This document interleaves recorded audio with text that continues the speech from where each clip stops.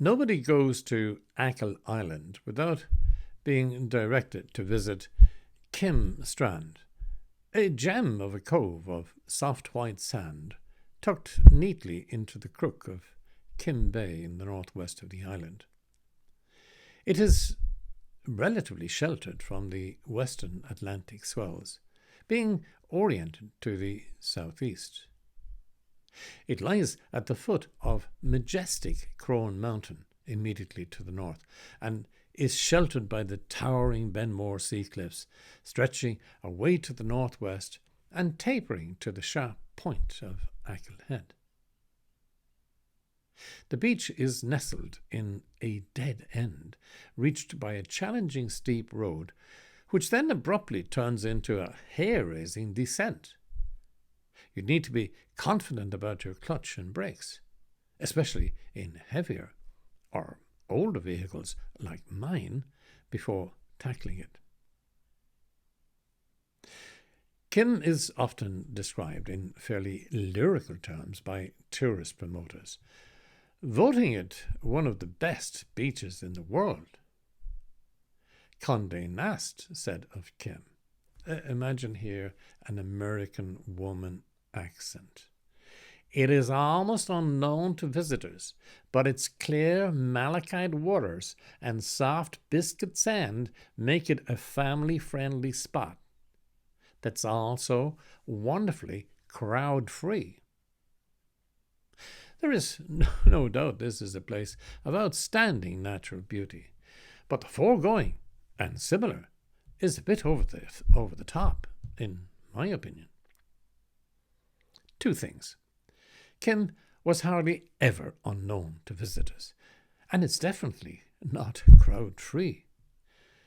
I've just been rereading, at the suggestion of James McBarn, my bookseller friend, Maxwell's Wild Sports of the West, where, although West Mayo was, as he describes, semi-civilized, inhabited by primitive people, and as unknown to the multitude as the interior of Australasia, it was, nevertheless, the hunting and fishing playgrounds of Protestant clergymen like Maxwell and other cronies of the Earl of Sligo, and Sir Richard O'Donnell, who owned the whole Newton Gallery.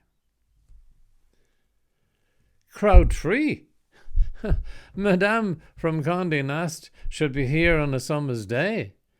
It was busy enough for me on a cold day in April. A local described the summer crush in this tight cul-de-sac as out of control. You'd be falling over the ice cream vans and the chippers alone. And litter everywhere. Another speculated as to what would happen in an emergency. Not a scrap of free space to even land a helicopter on, if the tide was in. Ambulance access, with double and triple parking on the way in, no chance. Disasters waiting to happen. Mayo County Council's solution, so far, has been to widen and improve the road in. Yes, so that even more vehicles can crowd in there. I even saw buses coming in this April. Locals tell me that this is an absolute first. The council have, albeit, made extra car parks uphill from the Strand. But not for everyone. With the hostile signs of no camping and no camper vans, they are alienating a large growing sector of the tourist industry and solving nothing. The signs will be ignored. Many councils, in any case, have deficient enforcing regulations. The problem in any case is traffic, not just camper vans. People spend fortunes buying and hiring camper vans. Many like to stay in parks, despite exorbitant fees. But van sites are still few and far between.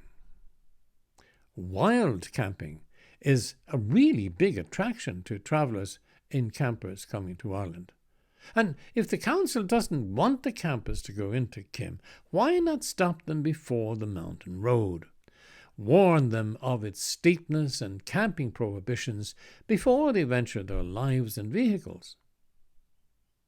Somebody in the council should get creative and logical and solve these problems. Otherwise, what was once a tourist gem could become a blot on the landscape with bad repercussions for Achill tourism generally. In my hometown of Castletownbere on the Beara Peninsula, a new car park was developed recently beside the harbour. That's right, with harbour views, giving 30% of its space to free overnight parking for campers. It is well appreciated and shows forward thinking.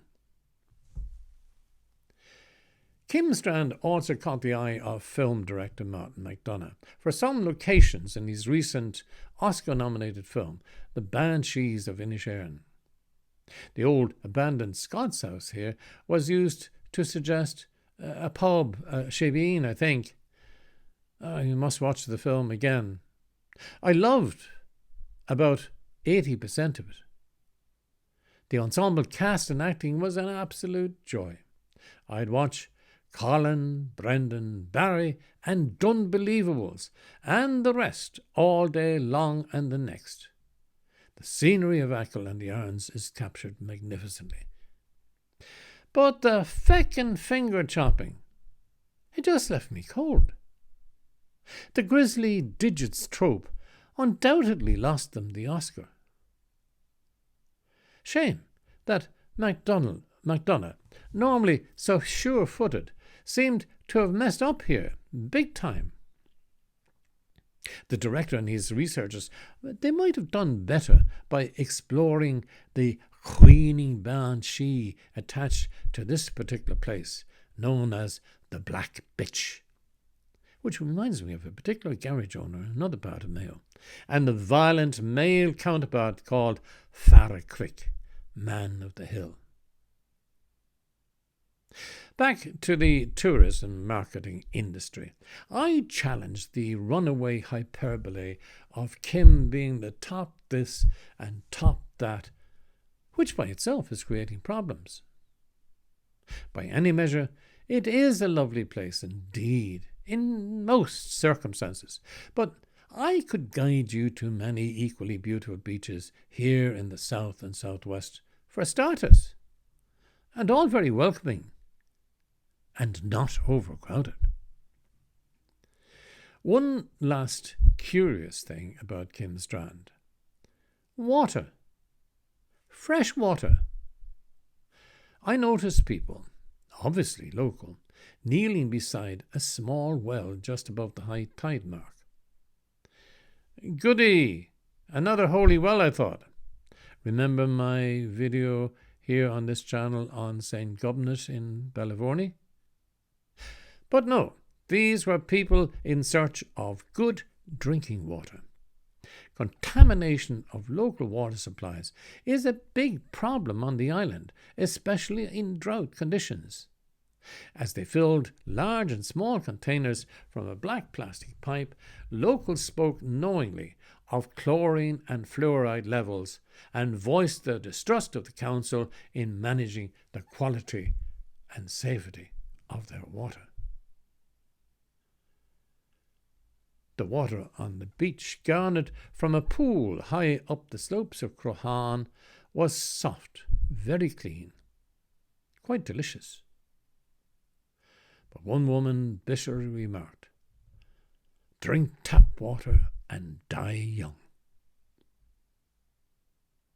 We are lucky to have direct mountain sources apart from tap water here on Beara too.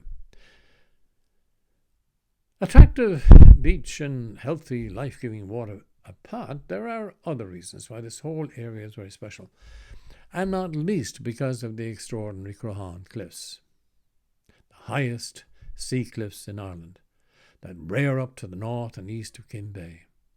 See the video I made about them here on this channel too. It's called Ireland, Highest Cliffs and a Banshee. Within easy hiking, and you don't have to set out from Keem, there are fascinating sights, stories, excavations, and ruins to be experienced, some fundamental to getting to grips with Irish social and economic history. I will be covering many of them here in my films. Thank you for watching.